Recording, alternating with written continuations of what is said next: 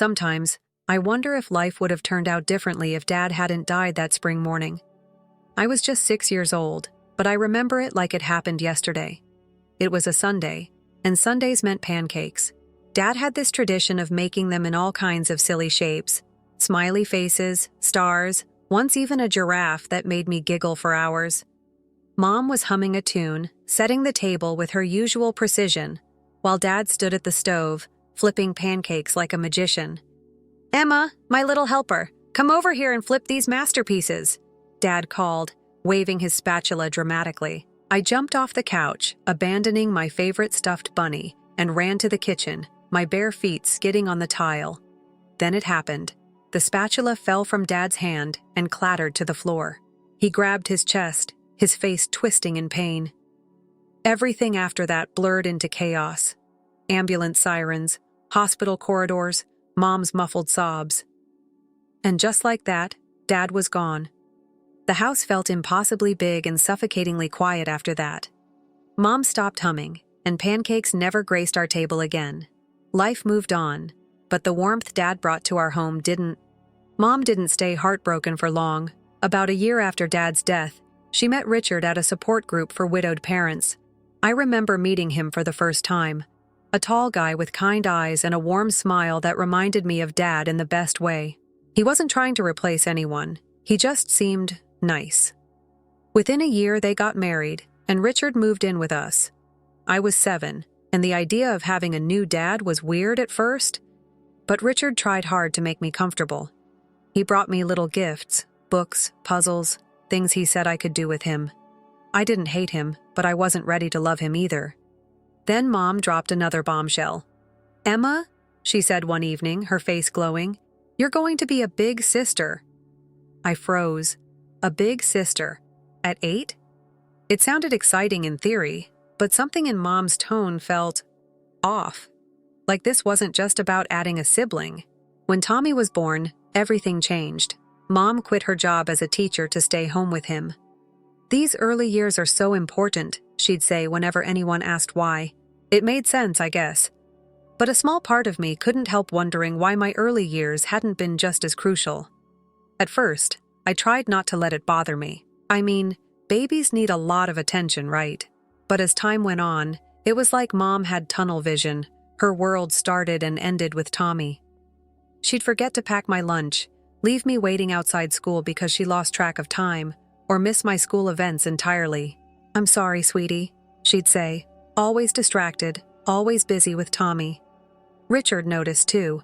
I'd catch him watching Mom with this mix of concern and frustration as she hovered over Tommy like he was the center of the universe. One evening, as I sat alone doing homework, Richard joined me at the table. "You're doing great, Emma," he said, helping me with my math. Then, almost as if talking to himself, he added, "Sometimes people get so caught up in one thing, they forget to see everything else around them." I didn't say anything, but his words stuck with me. By the time Tommy turned 5, the tension in our house was impossible to ignore. Mom's obsession with him wasn't just a phase, it was her entire personality. Richard, to his credit, tried to balance things out. He'd take me to karate practice, cheer me on at school events, and make sure I never felt completely invisible. But no matter how hard he tried, Mom's one-track focus on Tommy kept driving a wedge between them. It all came to a head one night at dinner. Tommy was poking at his mashed potatoes, refusing to eat while Mom hovered over him like he was royalty. "Sarah," Richard said, setting down his fork, "we need to talk about this." Mom didn't even look up. "Talk about what?" "You can't keep hovering over him like this. He's 5. He needs to start learning to do things on his own." Her face hardened instantly. "What are you trying to say, Richard? That I'm a bad mother?" "No," he said, his voice calm but firm. "But you've got 2 kids here, not 1. And a husband too, by the way." I stared at my plate, pretending I wasn't hanging on every word. "Tommy needs me," Mom snapped. "He's still so young." "I was young too," I muttered, barely audible. No one seemed to hear me. Things exploded when Richard suggested enrolling Tommy in Little League. It wasn't even a big deal, just a few practices a week, a chance for Tommy to make friends and build some independence. But Mom lost it. "Absolutely not," she yelled. "Do you know how dangerous baseball can be? He could get hit by the ball, twist his ankle." "For God's sake, Sarah," Richard interrupted. "He needs to live. You can't protect him from everything." But Mom wouldn't budge. Instead, she signed Tommy up for art classes at the community center. He went 3 times, hated every minute, and quit. Mom blamed the teacher. "They just didn't understand his creative spirit," she said. Meanwhile, Richard doubled down on being there for me. He showed up to every karate practice, clapping louder than anyone else when I earned a new belt. He even helped me study for my history tests, sitting at the kitchen table for hours. But while I thrived under Richard's attention, Tommy spiraled in the opposite direction. He became messy and demanding, and Mom's solution was always the same. "Emma, can you clean up Tommy's room?" "Be a dear." One day, Richard caught me mid-cleaning spree and shut it down. "She's not his maid, Sarah," he said firmly. Mom burst into tears. "I knew it. You love her more than Tommy. How can you treat him this way?" Richard raised his hands in surrender, his face tired and defeated. "Fine, have it your way." From that day on, he stopped arguing with Mom about Tommy, but I saw the guilt in his eyes whenever he looked at me, like he knew I was the one paying the price. By the time I hit high school, the gap between us as a family felt like an unbridgeable canyon. Tommy was 10, and Mom's obsession with him had only gotten worse. She quit trying to hide it too. At dinner, she'd hover over him, cutting his food into tiny pieces, while Richard and I exchanged weary glances. Richard tried to talk to her about it. He really did. But every conversation ended the same way. Mom getting defensive, yelling, or crying until Richard gave up. It was like fighting a brick wall. One evening, I overheard one of their arguments. I was upstairs pretending to do homework when their voices carried through the thin walls. "Sarah, this can't keep going on," Richard said, his tone more frustrated than I'd ever heard. "Tommy's 10 years old. He should be doing chores, learning responsibility. And what do you suggest?" Mom snapped. "That I treat him like some kind of servant?" "No one's saying that," Richard shot back. "But he can't grow up thinking the world revolves around him." "It does revolve around him," Mom's voice cracked. "He's sensitive. He needs me." "And Emma didn't?" Richard countered, his voice heavy with exhaustion. "You think she didn't need you when she was his age?" The silence that followed was deafening. I sat there, staring at my textbook, pretending I wasn't listening. A week later, Richard suggested Tommy join a youth leadership program at school. It was a chance for him to work on teamwork, develop some independence, and maybe even find something he enjoyed. But Mom shot it down immediately. "He's not ready for that kind of pressure," she said. Instead, she kept coddling him, blaming anyone who dared suggest Tommy could handle more. Meanwhile, Richard poured his energy into supporting me. He never missed a karate tournament, stayed up late to help me with college applications, and gave me pep talks before big tests. It was like he was trying to compensate for Mom's tunnel vision. But while I was thriving, Tommy was heading in the opposite direction. He became sullen and unmotivated, refusing to clean his room or do anything beyond his video games. And every time he acted out, Mom had a new excuse. "He's just stressed," she'd say. Or, "He's going through a phase." It wasn't a phase, it was who Tommy was becoming. By the time I graduated high school, the divide between us was impossible to ignore. Richard beamed with pride as I walked across the stage, his cheers echoing in the auditorium. Mom showed up late, glued to her phone, probably texting Tommy's babysitter. That night, Richard called me into his study and handed me a folder full of college brochures. "You can go wherever you want, Emma," he said, his voice full of warmth. "I've been saving for this for years. Sky's the limit." Before I could respond, Mom burst in, furious. "You can't be serious," she exclaimed. "That money should be for Tommy's future. He's going to need it more." Richard's face hardened, his tone unwavering. "This is non-negotiable, Sarah. I've already made my decision." I ended up choosing Marshall University in West Virginia, far enough to start fresh, but not so far that I couldn't visit. The day Richard helped me move into my dorm, Mom stayed behind, saying Tommy had anxiety about her leaving. For the first time in years, I felt free. College was everything I needed and more. For the first time in my life, I felt like I could breathe. No Tommy, no Mom's endless excuses, no constant reminders that I was second best. My days were filled with classes, late-night study sessions, and a group of friends who saw me for who I was, not just someone's older sister. I still called home every week, mostly to check in on Richard. Mom rarely got on the phone. "She's busy with Tommy," Richard would explain, his voice tinged with the familiar exhaustion I'd come to recognize. "How's he doing?" I asked during one call. "Not great," Richard admitted. "He's hanging out with a rough crowd. I tried getting him into after-school programs, but—" "Let me guess," I interrupted. "Mom said you were being too hard on him." "Exactly," Richard sighed. "She called me a tyrant for suggesting he might need some structure." It wasn't surprising, but it still stung. I started visiting home less and less, dreading the tension and chaos that awaited me there. When I did go, the house felt like a time capsule, stuck in the same dysfunctional loop. Tommy barely acknowledged me. He'd lock himself in his room, glued to his video games or texting his friends. The few times I saw him, he looked pale and angry, like the world owed him something. Mom defended him at every turn. "He's stressed," she'd say. "You don't understand how hard it is for him." Meanwhile, Richard was holding everything together by a thread. He started spending more time at work, I think to escape the madness at home. During one visit, he pulled me aside. "Emma, I'm proud of you," he said, his tone serious.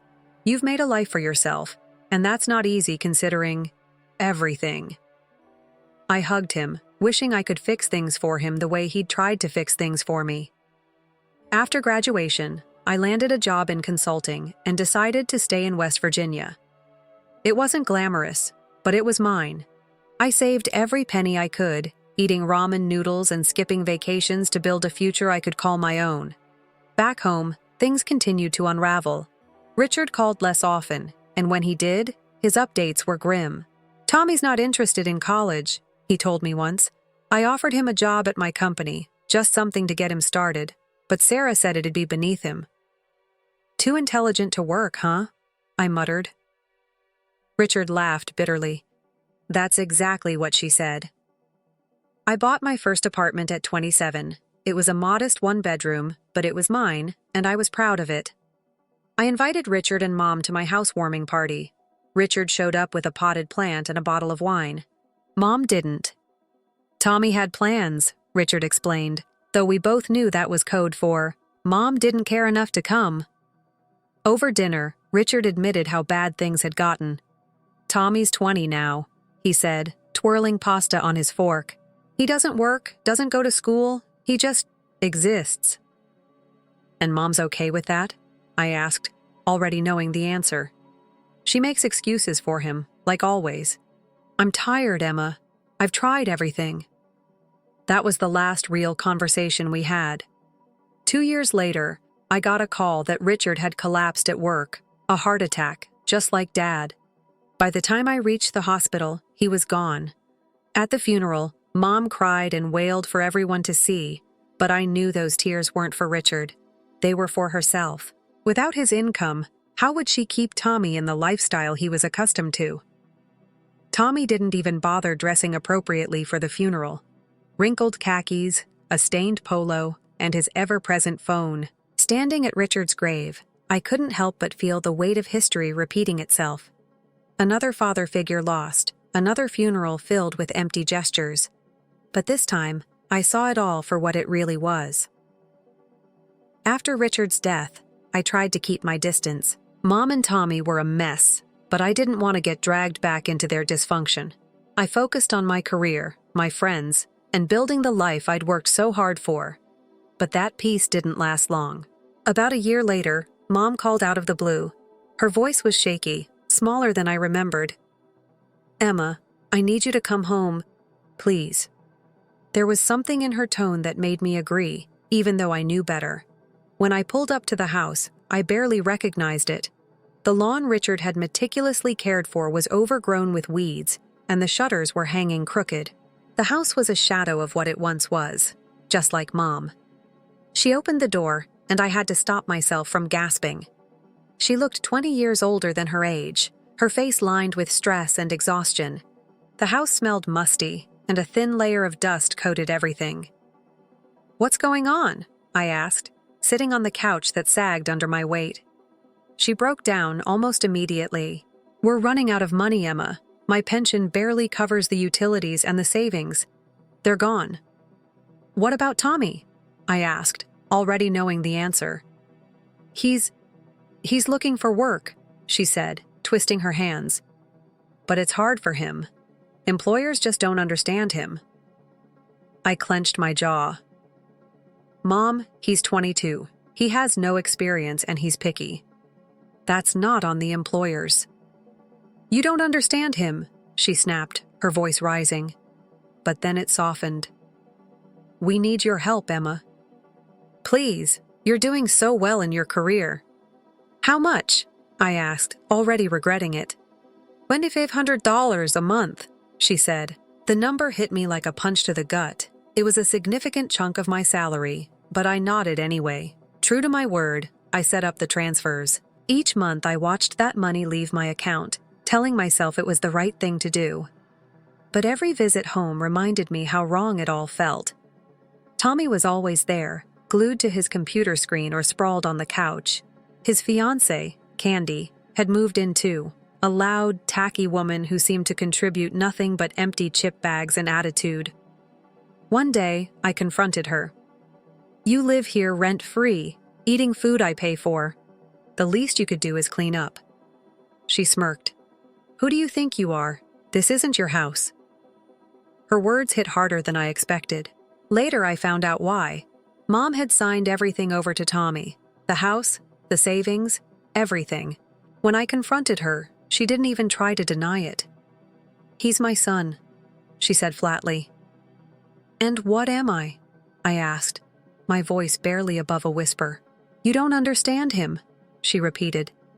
Then, in a voice I'll never forget, she said, "I never loved you the way I love Tommy. He's better than you in every way that matters." I left without another word, tears blurring my vision as I drove away. For weeks I threw myself into work, trying to forget. But one night, as I stared at my phone, I made a decision. I canceled the $1,500 monthly transfer. The fallout was immediate. Mom called, furious. "How dare you? After everything I've done for you?" I laughed bitterly.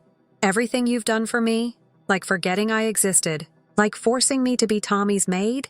Like telling me you never loved me?" "You know I didn't mean that," she said, slipping into her usual excuses. "But you can't just stop helping us. Tommy and Candy are planning a vacation. They need that money." "A vacation?" I snapped. "From what? Video games and beer?" She launched into a tirade of insults and guilt trips, but I hung up and blocked her number. The messages came next, through Facebook, Instagram, even LinkedIn. Mom, Tommy, and Candy all tried to shame me into sending money. "Mom's crying because of you," Tommy wrote. "You're destroying this family." I didn't respond. 6 months later, I still don't know how they're doing. And for the first time in my life, I don't feel guilty about that. The $1,500 I used to send them is now going toward my future, investments, a down payment on a real house, and maybe even a long overdue vacation. The other day, I drove past a construction site with a "now hiring" sign out front. For a split second, I thought about taking a picture and sending it to Tommy. But then I just smiled and kept driving. Their problems aren't my problems anymore. After all these years, I'm finally free. Story 2. My narrative starts when my mom married my dad, who at the time was not only my father, but also Kayla's father. My name is Madison. Going through a divorce when Kayla was just 2 years old. In retrospect, I must say that our family's circumstances were really unusual. My mother got along well with Kayla's mother, which is quite different from the classic wicked stepmother scenario you see in movies. They would arrange desserts, talk on the phone, and even have coffee together. At the beginning, everything was great. and Kayla would occasionally visit on weekends and holidays. Despite being stepsisters, we bonded right away since we were similar in age. We would play together for hours on end, swapping secrets and engaging in all the activities that sisters do. We used to construct blanket forts in the living room and watch films late into the night while trying not to laugh so our parents wouldn't hear. However, as we grew older, things began to shift. We gradually started to drift apart as a result of the new friends and varied interests that high school provided. I noted that Kayla had found her own crowd and was getting, well, less organized. To say that would be an understatement. "Would you kindly retrieve your belongings from the lavatory, Kayla?" I would inquire, attempting to sound less irritated. "I'll do it later, I promise." She would respond without even raising her head from her phone, but thereafter never appeared. Eventually, my mother would tell me to tidy up after herself. "Madison, just take care of it, honey. After all," Mom would remark, "she's our guest." Every time it happened, a small seed of hatred grew. I would grit my teeth and do it. I didn't say anything, though. I mean, what else could I do? I was the one in charge even back then, the one who recognized how crucial it was to keep our mixed family together. I plunged myself into college life after high school. I started saving every cent I could from my part-time jobs, worked hard, and studied even harder. The parents of my grandparents' mom were always encouraging and expressed their pride in my independence. I got a decent job with regular hours and perks once I graduated. The salary was sufficient for me to begin searching for a place of my own, initially renting. I save away a portion of my pay each month, and I've been seeing my savings increase steadily. In their own way, my parents also provided support. They would bring home-cooked dinners and other household supplies they felt I would need when they dropped by my rented flat. However, my grandparents were the ones who made my goal of owning a home a reality. I eventually purchased my own home thanks to my money, their kind donation, and my parents' assistance with furnishings and remodeling expenses. I felt like I had finally made it as I stood in the center of my living room on the first night in my new apartment, taking in the scent of freshly painted walls. Everything was just the way I wanted it to be, including the pricey bottle of wine I had been putting up for a special occasion and the antique dining set my great-grandmother had bequeathed me. "I moved in 6 months ago," Mom called. "I need your help, honey," she stated on the phone. When she wants something large, she speaks in that gentle, cautious tone. It has to do with Kayla. My stomach constricted. How about her? Here in the metropolis, she has secured employment. Isn't it fantastic? She needs a place to stay while she gets settled, Mom said, pausing for impact. Only for a few months. I tightened my hold on my phone. She's not yet able to pay the rent, Mom. Do you also have that extra room? Mom went on. For us all, it would mean a great deal. You are aware of how difficult it is to get started. I closed my eyes and thought of all the times when we were kids and Kayla had left our house looking like it had been hit by a storm. Perhaps, though, she had matured. Perhaps she had changed. You do realize it was just for 2 months? All right. I heard myself say. For 2 months only, though. Oh, dear. Thank you. Mom said, "You're such a good sister." Tomorrow, Kayla will be present. Kayla arrived with 4 enormous luggage and got to work unpacking right away. In other words, she began tossing her clothing all over the place. My immaculate living room appeared to have detonated like a clothes bomb in less than 1 hour. I found half-eaten takeaway containers strewn on the kitchen counter and unwashed dishes heaped in the sink when I got home from work that evening. Kayla was watching TV while splayed out on my couch. "Would you mind doing the dishwashing?" Trying to speak with a level voice, I asked. She continued to stare at the computer as she responded, "I'll get to it." She never did. As the days went by, things only grew worse. When I entered my closet one morning, I discovered that a number of my favorite clothes were gone. Later, I discovered them crumpled on the floor in Kayla's room. Kayla, what the devil? I went up to her. "Why aren't you asking before stealing my clothes?" She gave an eye roll.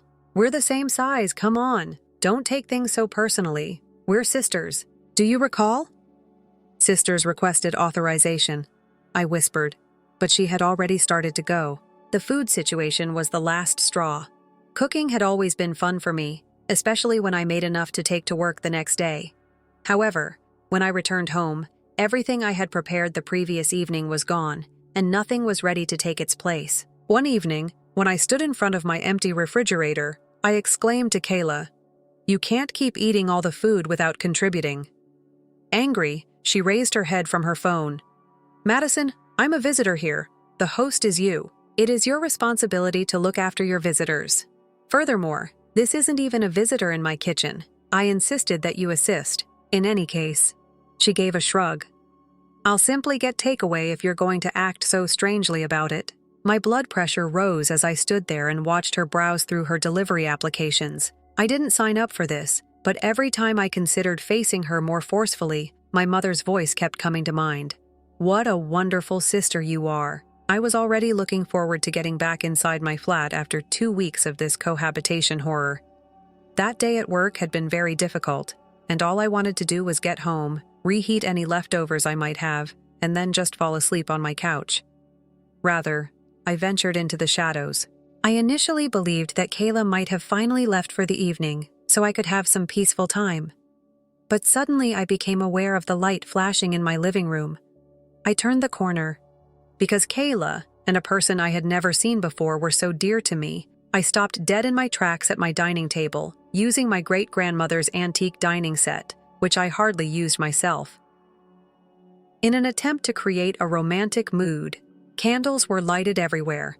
They were joking and kissing while leaning close to one another and eating what appeared to be takeaway that had been placed on my family's artifacts. The open bottle of my pricey wine, which I had been reserving for a special occasion, on the table, however, was what truly made my fury boil. I turned on the light switch, half empty between these two strangers. "What on earth is this?" When Kayla saw it was me, she startled and then rolled her eyes. "Madison, you frightened us to death. Who is this?" Pointing to the man who was now glaring at me, I demanded. "Why are you using the china that belonged to my great-grandmother? Additionally, that wine was pricey and reserved for a particular event. It's Derek here." Kayla responded nonchalantly, as though this was all quite commonplace. "Additionally, this is a unique occasion. We are on our 3rd date. Even if it's your wedding feast, I don't care. You don't have the right to enter my house uninvited. Furthermore, you have no right to utilize my belongings without my consent." Derek cleared his throat. "Hey, here is where we're hoping to enjoy a romantic night. Please allow us some privacy. Perhaps spend the evening at a friend's house or go get coffee." What I was hearing was unbelievable. "I'm sorry." "That's right," Kayla said, putting her arm around Derek's shoulders. "We'd want a little privacy. This kind of date crashing is not cool. Break up a date with someone. I live in this flat." Kayla complained, "Come on, sis. Be less of a buzzkill. All we want is to spend some time together." Spending time together. "Leave now." I gestured to Derek. "You have to get out now." "Or what?" Derek grinned. "Why? For trespassing, I'm phoning the police and getting you kicked out. You wouldn't risk it." Kayla let out a gasp. After taking out my phone, I began making calls. "Give me a try." Derek grinned, disappeared. He grabbed his jacket and got to his feet. "In any case, this is absurd. I'm leaving this place. Hold on, Derek." As he made his way to the door, Kayla yelled after him. She turned and gave me a look. "Many thanks, Madison. I appreciate you destroying everything." After he left, she snatched up her pocketbook and slammed the door so forcefully that my photos clattered on the walls. Early the next morning, my phone rang. As soon as Mom's name appeared on the screen, I realized something was wrong. "How were you able to?" Before I could even greet her, she began, "Your own sister." "Let me explain, Mom." "Describe what?" "That poor girl was humiliated by you in front of her date. How you said you would report her to the police." I squeezed my nasal bridge. Was she honest with you about using her great-grandmother's china? Or that she uninvitedly opened my pricey wine? "Madison, I see." Mom's disapproval was evident in her voice. "When did you start being so self-centered, so conceited? You're treating your sister like a criminal as she tries to establish a life here. She entered my house with a total stranger. She is currently in need of her family's help since she is an unhappy girl. But obviously..." You're too engrossed in your own world to see it. Before I could make any more defenses, Mom ended the call. I felt a mix of hurt and rage rising inside of me as I gazed at my phone. However, my phone called again about an hour later, so I didn't have much time to think. Madison, Kayla's mother, did it this time. She spoke sharply. "We must discuss your actions." "My actions?" I couldn't contain my laughter. "But what about Kayla's actions? Ever since you purchased that flat, you've evolved, become conceited and self-centered. It's unfair. Unfair. Let me tell you what is unfair. When did you and your mother relocate here for the first time? You spent 2 weeks at our home. You were both handled with the utmost respect by Kayla and me. We didn't threaten to call the cops on you or throw you out. That was something else entirely." I objected. "We didn't damage your home or take your personal property without your consent. I'm tired from work every day, and instead of relaxing, I'm cleaning up after Kayla when I get home. She doesn't do laundry or dishwashing. You're treating her too harshly." Kayla's mother interrupted me. "She talks to me about how difficult it is to live with you. You are so biased against her. Madison, these are little matters. You must get over your rigidity about everything. Minor details. It's about fundamental decency. Nothing I do is appreciated by her. Disregards my house and possessions. She's your sister. She is free to leave my flat at any moment if she doesn't want to live with me." The person on the opposite end of the queue took a quick gasp. I noticed that Kayla's mother's voice has become icy. "I will discuss this with your mother and father. Don't assume that this is the end." The queue died.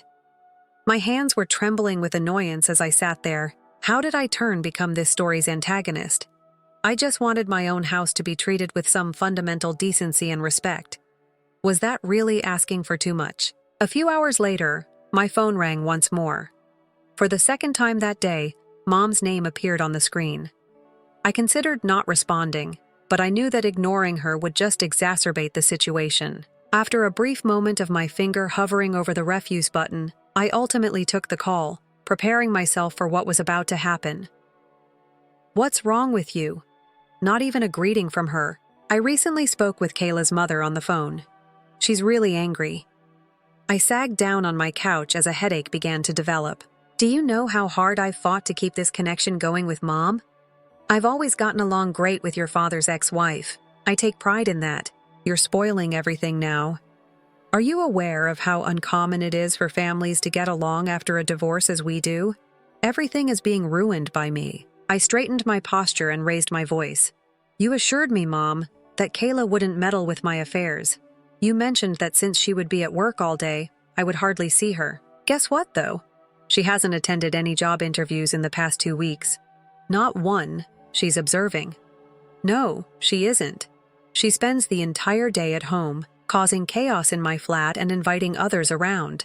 Are you curious about her true intentions? She spends the entire day buying takeaway and watching TV on my couch. She refuses to even wash a single dish, cook, clean, or even wash her clothing. I always find total pandemonium when I get home from work. Do you have any idea how it feels to get home from a hard day of work, to see your kitchen ruined and all of your food gone?" "Sweetheart." The tone of Mom's speech became patronizing. I detested the one she employed when she believed she was speaking rationally. Kayla isn't accustomed to living on her own. She is still learning how to accomplish these things. It's the first time she's had to look after herself. What I was hearing was unbelievable. I walked back and forth across my living room, stepping over Kayla's abandoned shoes. She is an adult mother. She ought to be able to do the dishwashing. These are not difficult abilities we are discussing. This is just plain human decency. The hostess is you, Madison. Being hospitable and looking after your guests is your duty. This mindset of yours, you weren't raised this way by me. I brought you up to be nice and giving, especially to your family. As my mother proceeded to lecture me about hospitality and family responsibilities, I could feel the frustration rising in my chest. Every word served as a reminder of the ongoing disrespect I had been experiencing at home.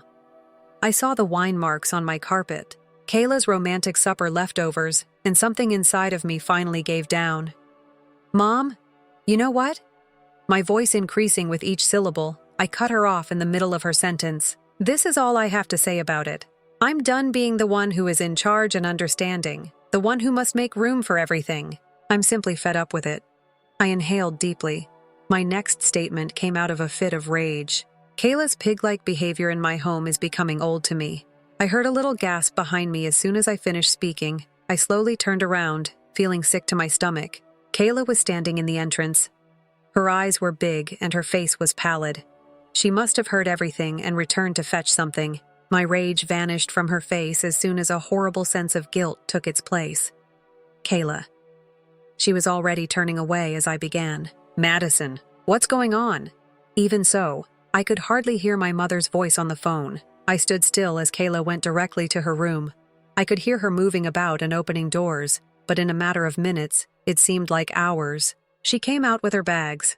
It was the identical one she had brought 2 weeks prior. She didn't say anything, or even glance at me as she passed. The only noise was the faint click of the front door closing behind her, followed by the rolling of her luggage and the wheels on my wooden flooring. My mother's voice was a faint whisper as I stood there in the unexpected quiet, my phone still in my grasp. Without saying goodbye, I hung up. The days that followed were strangely silent. My mother didn't call. Kayla's mom didn't send any nasty texts. Nothing. The argument had been worse than the stillness. I was aware that Kayla had to tell her mother about it, and that her mother had to tell me as well. However, nobody was addressing me. As I walked around my now clean flat every day, the weight of that stillness weighed heavily on me. This continued for a week, until one evening I heard a tap on my door. My parents were right there when I opened it.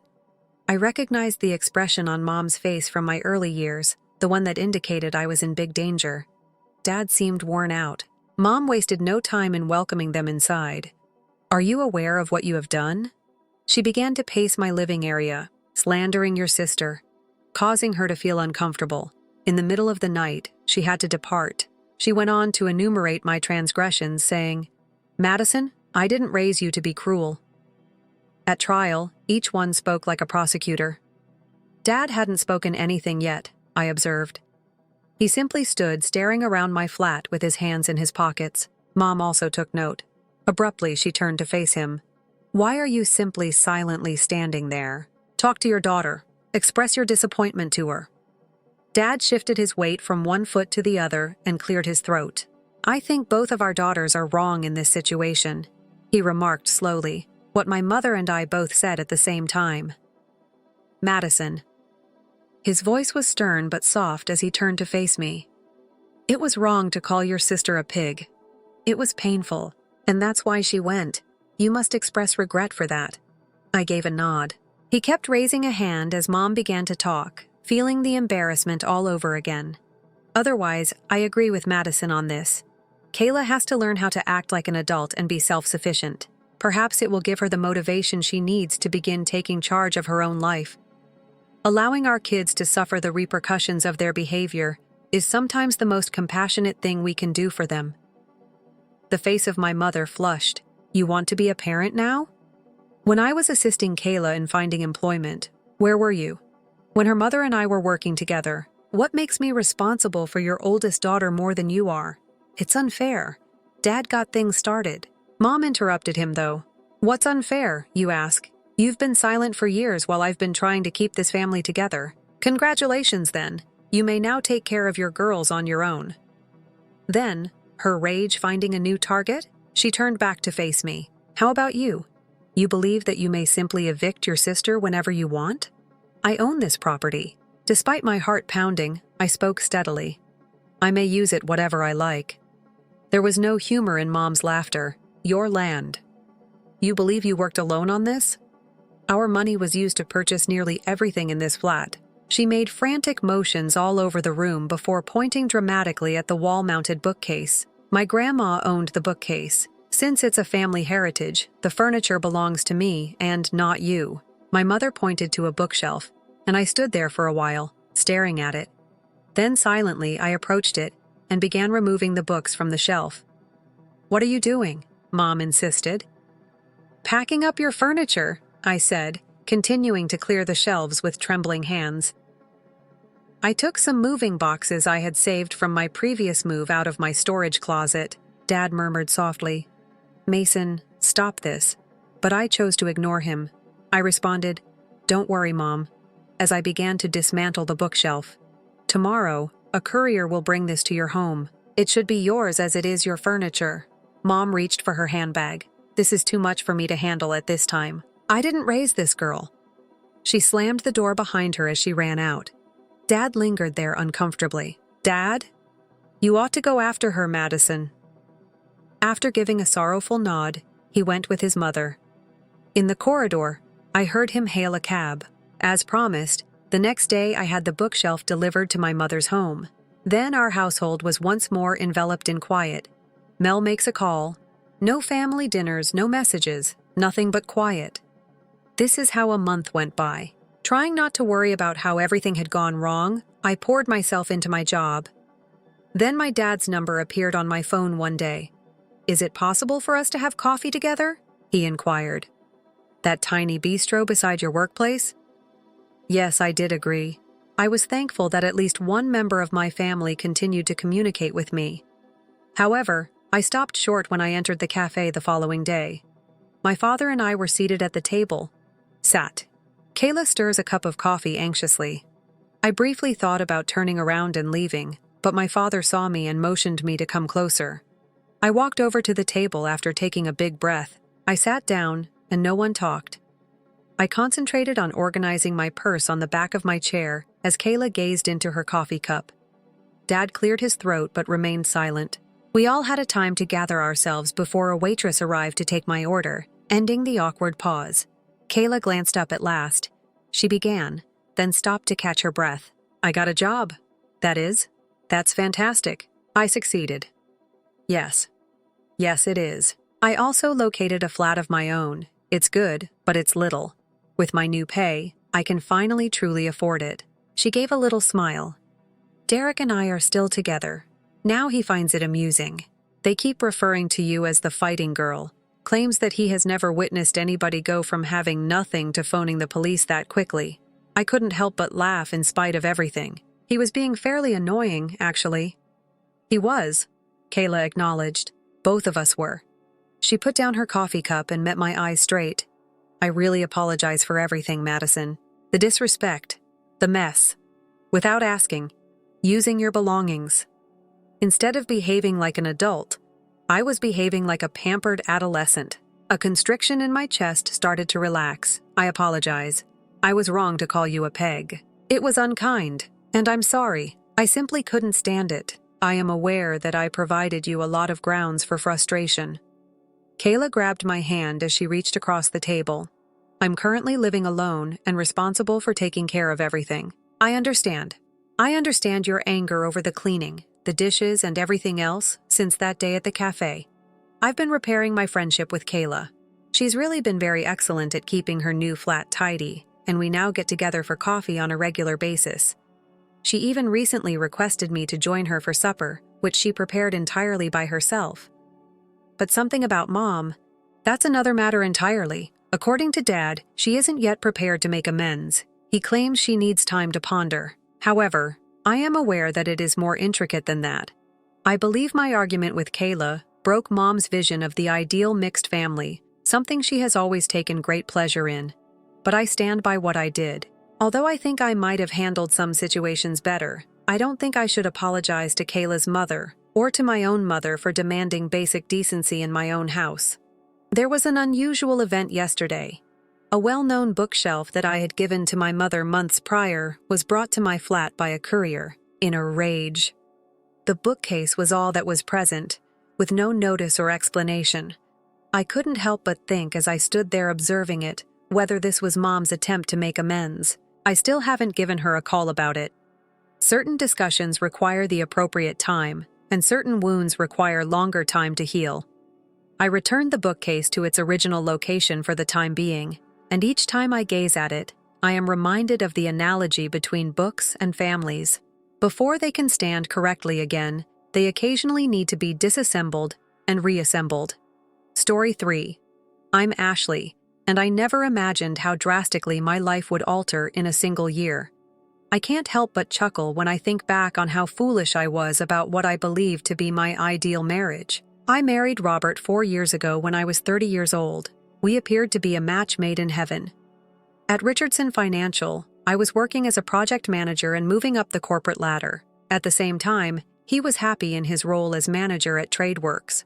Robert wanted a more straightforward existence than many of my co-workers' spouses, who were always vying for advancements. He would prepare supper, get home early, and spend peaceful evenings with me. He never appeared to mind that I made more money than he did. He actually appeared to take pleasure in having a prosperous wife. "Tonight, honey, I prepared your favorite spaghetti. Almost every Friday," he would add, kissing me as I entered the room, worn out after yet another demanding week of appointments and deadlines. I would respond, "You spoil me too much," inhaling the familiar aroma of herbs and garlic that permeated our rental home. We had our shared dreams, our inside jokes, and our routines. The combined account continued to increase regularly as we saved for our own home. We had already saved $200,000. We were getting there, but not quite enough for our ideal house. We'll soon have a place of our own. As we snuggled on the couch, Robert would remark this while looking through real estate listings on his phone. "Just save for another year or two." As I imagined our future together, I would nod. We discussed having children in the future, but we both decided to hold off until we had a home of our own. Everything appeared so certain, so plain. Then that March Tuesday arrived. Though I was unaware of it at the time, that was the day that everything began to fall apart, which is why I can still clearly recall it. The room began to spin as I was in the middle of giving the board quarterly predictions. Before everything went dark, I heard someone yelling my name as the faces around the conference table became blurry. Surrounded by worried looks and the constant beep of monitors, I awoke at the emergency department. Beside my bed, a graying-haired doctor with kind eyes held a clipboard. "We need to do some more tests, Mrs. Parker," he continued softly. "However, the initial scan reveals a worrying finding. Your brain looks like it has a mass." Like a death sentence, the word mass replayed itself in my mind. My world began to tilt once more, but this time I was still cognizant and acutely aware of every subsequent syllable. To find out whether it's benign and whether surgery is an option, we'll need to perform more thorough testing. "I need to be honest with you," the doctor went on. "There is a considerable chance of long-term incapacity, even if surgery is a possibility." I gave a robotic nod. Robert is already on my thoughts. How would he react to this information? If I got crippled, would he still be there for me? This was different from what we had promised in health and in illness. This actually happened. That night, I was in a taxi on my way home from the hospital, trying to think of the best way to tell Robert the news. He was in the kitchen humming and stirring something that smelt like beef stew as I opened our front door. My heart hurt because it was all so regular. I stood at the doorway, still calling gently, "Robert, I have something to tell you." He must have noticed something in my face because the smile vanished from his face as soon as he turned around, wooden spoon in hand. "What's the matter?" "Ash." I told him everything. The tumor, the hospital, the fainting period. As I spoke, his face became more and more pale, but I was totally unprepared for what came next. "Are you able to continue working?" He put down the spoon and asked, "What would happen if you had to give up? Do we have enough cash?" Stunned, I stood there. My spouse recently found out that I could be terminally ill or permanently disabled, and he was first worried about money and my capacity to work. "We have our money saved up." I was able to respond while attempting to hide my pain. "We should be able to go past the first phase with it. The rest we can work out later." "Yes, exactly." He raked his hands through his hair and nodded. "The money saved. All right." The weeks that followed were filled with testing and doctor's appointments. I made an effort to stick to my regular work routine, but it got harder and harder. There were days when I could hardly concentrate on my computer screen due to the worsening headaches. "You should take a vacation, Ashley." After discovering me with my head in my hands, my employer, Sarah Mitchell, eventually stated, "One afternoon, we can set up medical leave for 6 months. You must prioritize your health." Being at home all day was more difficult than I had anticipated, even though I knew she was correct.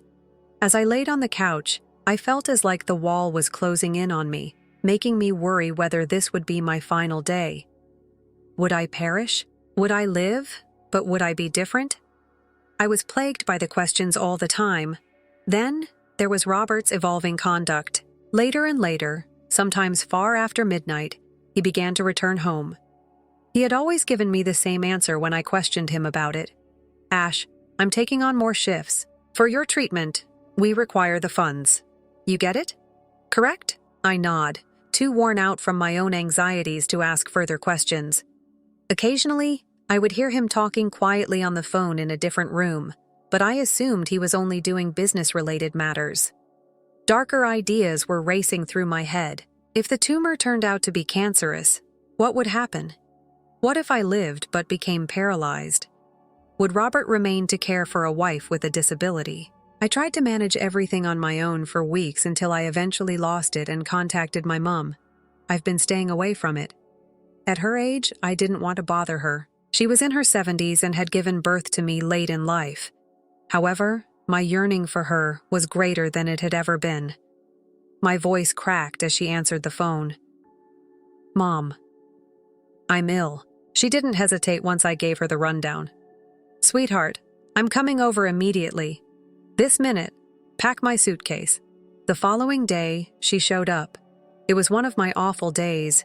I could hardly get from the bedroom to the bathroom without feeling lightheaded. After giving me a quick glance, she went into full mother mode, like when I had the flu as a little child. Mom was there, and it felt like a warm blanket. She prepared meals, cleaned, made sure I took my meds on schedule, and, above all, held my hand when the terror got the better of me.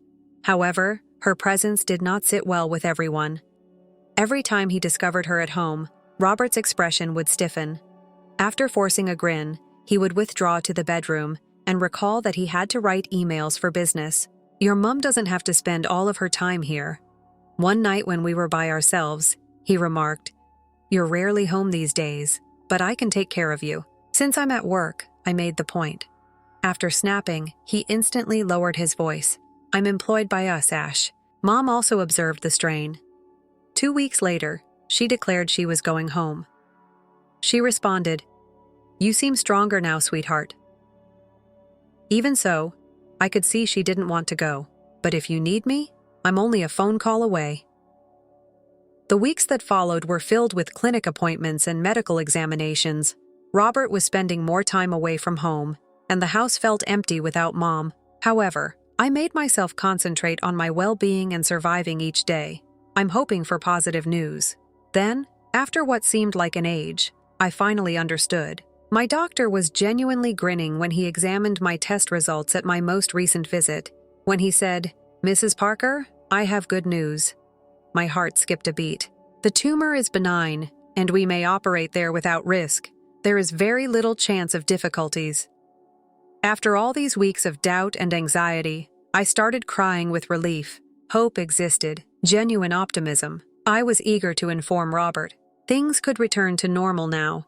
Perhaps his odd behavior was simply a result of his anxiousness over my illness. I was already preparing how I was going to break the wonderful news to him as I nearly floated out of the hospital. I made the decision to go straight home in the hopes of seeing him before he departed for work. I silently slid my key into the lock, but his voice came from within before I could fully open the door. Apparently not expecting anyone home at this hour, he was chatting loudly on the phone. "Sarah, I'm at my breaking point. You have no idea what life with her is like." His voice was full of disdain as he said, "Her sickly complexion and the lingering fragrance of medications around the house, it's simply intolerable."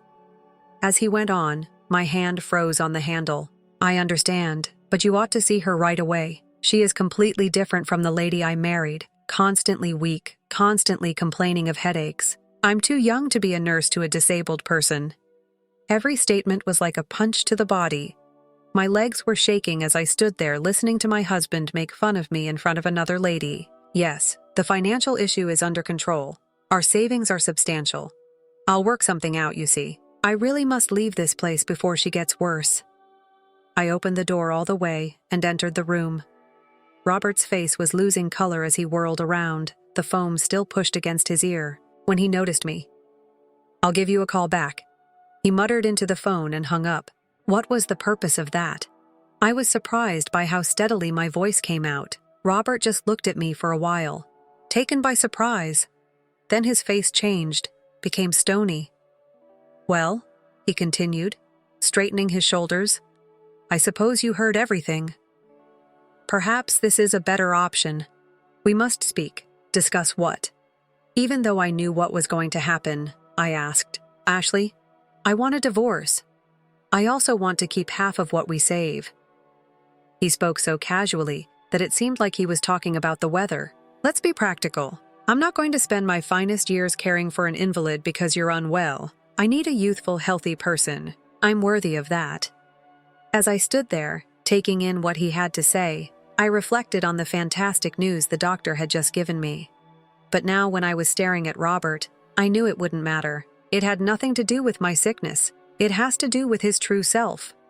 "We must act swiftly," he added, taking assurance from my quiet, "prior to your procedure. If something goes wrong, I don't want to run the danger of being legally bound to someone with a disability." "All right," I muttered. I consented to the divorce, possibly anticipating tears or begging. He appeared taken aback by my rapid consent. "Good," he responded, getting better fast. "Tonight, I'm going to a hotel. I no longer wish to be here. Tomorrow, I'll return to gather my belongings." "That's probably best," I said in a hollow voice. Without even packing an overnight bag at the entrance, Robert snatched up his wallet and overcoat.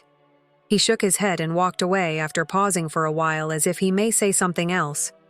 I stayed in our living room for what seemed like hours after Robert left, allowing the truth of what had just transpired to set in. At last, I made the decision to begin packing his belongings. The idea of seeing him again tomorrow was too much for me to handle. As I gathered his possessions about the home, his laptop, still open on the dining room table, caught my attention. I'd never been the kind to pry into my husband's belongings, but I couldn't help but stare at the screen. I had to clutch the back of a chair for support after discovering something that made my knees buckle. As I looked through their chat history, I saw a string of private messages between Robert and Sarah in plain sight. I felt sick to my stomach. Intimate details of their interactions, filthy pictures, and, worst of all, crude comments about me were all present. "Ashley, poor sick person. It was written by Sarah. At least we get to spend more time together because of her condition. God, you ought to see her right now." Robert had answered, "She has a death-warmed-over appearance. I can no longer bear to look at her." I kept scrolling with trembling hands, but what I discovered next made me laugh aloud. Another stream of discussion was with Amanda Wilson, the wife of my husband's supervisor. They exchanged similarly private communications, full of promises of love and arrangements for covert rendezvous. "Does your spouse have any suspicions?"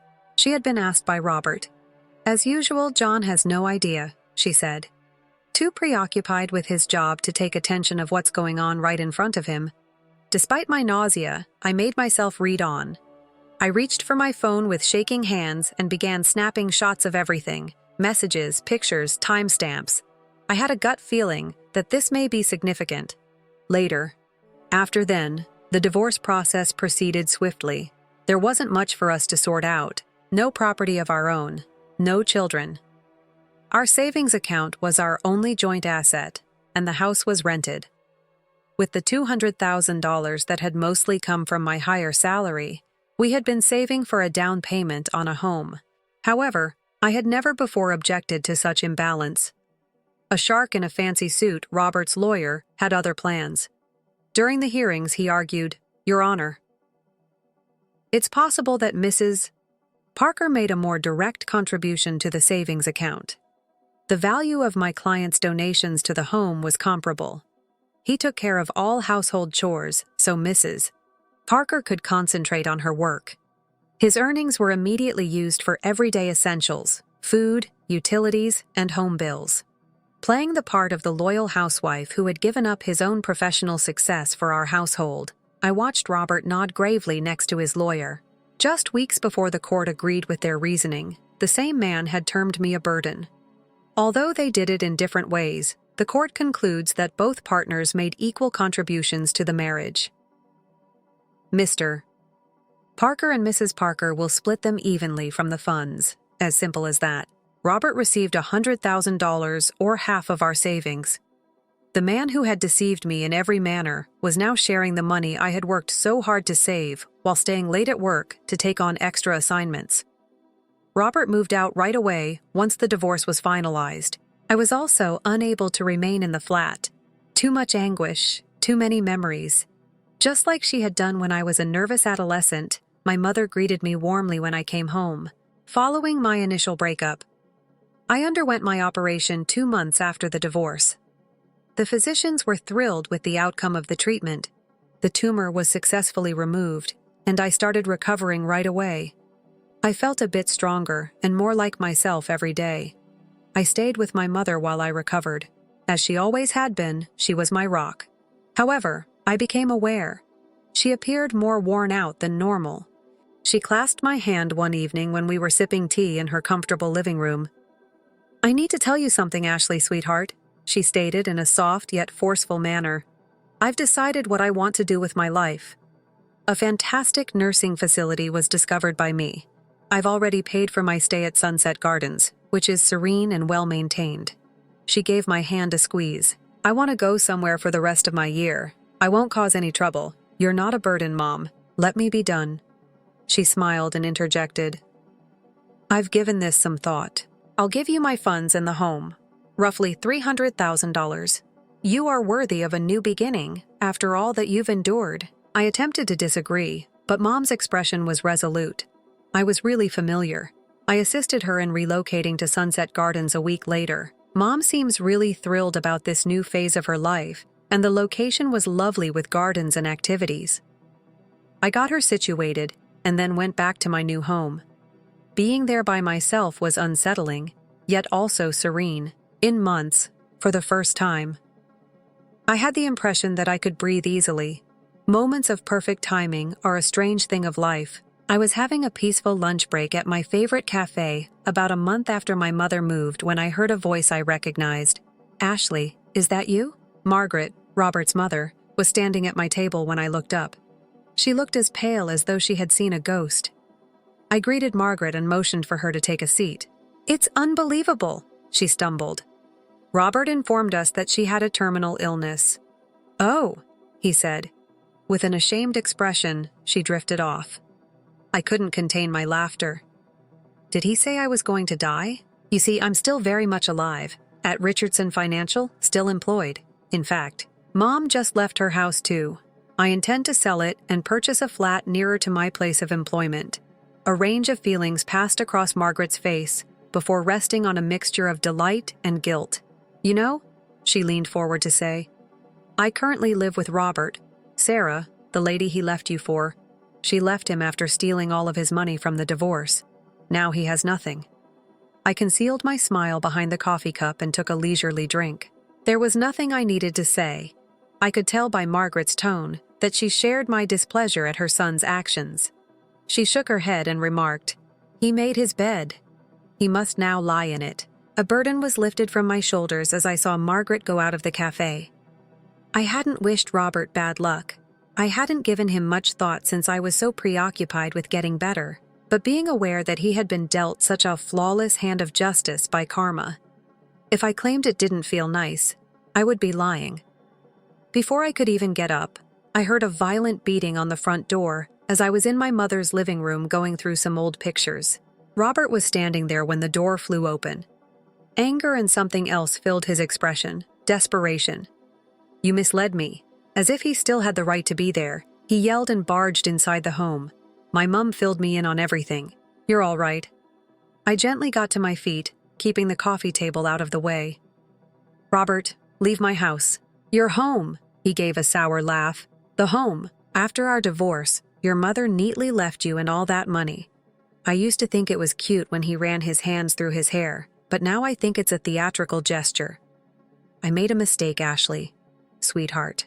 I was foolish and afraid. I still adore you. We can begin again." "Love me." A chill of rage sprang in my breast. "Robert, you are a traitor. You left me while I was ill. You betrayed me. I don't want to interact with you. Why didn't you let me know that you were improving?" He made a demand. "What kept you from telling me about your mother's intentions to abandon you?" I recognized the break in his voice as greed, but he likely assumed it was passion. Do you want to know why? The day I learnt my tumor was benign, I took a step towards him. On the same day that I hurried home to break the wonderful news to you, I overheard you discussing how much of a burden I was on the phone with your mistress. He was polite enough to recoil at that, but he bounced back fast. Ashley, that's unfair. During the divorce, you purposefully concealed your mother's inheritance from me. I am legally entitled to half of this. No, it does not. I spoke aggressively. Following the finalization of our divorce, Mom bequeathed me this bequest. It is not yours to claim. Bullshit. His face was turning redder as he began to yell. You anticipated this. This is what you and your mother intended. Throughout our divorce procedures, you had assets. It's against the law. Ashley, I'll sue you. If you intentionally withheld future assets throughout our divorce, I'll take you to court to prove it. I'll need half of everything from you. With a composure that seemed to enrage Robert even more, I stood in my mother's living room and watched his outburst. When at last he stopped to catch his breath, I went to my workstation, took out my phone, and opened the pictures I had stored for months, prior to you threatening me further. I think you should see something, I remarked softly. I showed him screenshots of his interactions with his wife, his supervisor, and Amanda Wilson on my phone. He lost the color in his face. Don't you remember Amanda, Don's wife, your boss? I methodically went through the texts so he could see all the damaging information. What would John think of these texts, the pictures, and all the lunch breaks she had with his wife while professing to put in extra hours? You wouldn't. His voice was no longer as bold as it had been when he whispered, Robert, I'm attempting to recuperate from a severe illness. This tension is not necessary for me. You don't need to threaten me. You shouldn't barge into my house and start making demands. I put my phone down and locked it. Don't bother me, or John will receive copies of everything. You have an option. Like a fish out of water, his lips opened and closed as he stood there. At last he retreated to the door. You've evolved. Accusingly, he said. Not at all, Robert. I simply stopped feeling scared. When he was gone, I sat down and sobbed. It was relief, not dread or grief. It was really over. The months that followed were life-changing. The booming real estate market helped me sell my mother's house for a great amount. I used the inheritance and that money to purchase a stunning flat in a high-end building 3 blocks from my place of work. My regular treatment was the walk to work, which gradually helped me regain my strength. My body had suffered from the sickness. In the worst of it, I had shed about 20 pounds. But I started to get well gradually. I began attending yoga sessions at the fitness center in my building, which helped me progressively regain my flexibility and strength. My energy returned along with my hunger. I couldn't have asked for greater understanding from my boss. During my first week back, she advised me to take as much time as I needed. Simply said, "We're happy to have you back." She made arrangements for me to work flexible hours so that I could go stress-free to my therapy sessions and follow-up visits. On my early stroll to work sometimes, I would hardly recognize myself when I saw my reflection in the streamlined glass structures. The confidence in my stride, the straightness of my spine, and the lift of my chin are the reasons for this, not the weight reduction or the tiny scar beneath my hair. I had changed from being a woman who feared loneliness, illness, and unlove. I sometimes got tidbits of information about Robert through common contacts. After blowing through his divorce settlement with Sarah, he was still living with his mother. However, whether he left or was fired, it seemed that he had to leave his employment at TradeWorks. I didn't inquire. It no longer mattered. At Sunset Gardens, my mother flourished, pursuing watercolor painting and forming new friendships. Every Sunday, when I went to see her, we would sit in the garden, sipping tea and discussing everything and nothing. Regarding Robert, she never stated, "I told you so." Never brought up the fact that she had been skeptical of him from the beginning. Rather, Mom would remark, "You're blooming, sweetheart," and beam proudly at me. She was correct, like the planted orchid on the windowsill of my new flat, a housewarming present from my co-workers. The divorce, the treachery, and the tumor were all growing on me. I hadn't been ruined by them. I had been made stronger by them. Roots.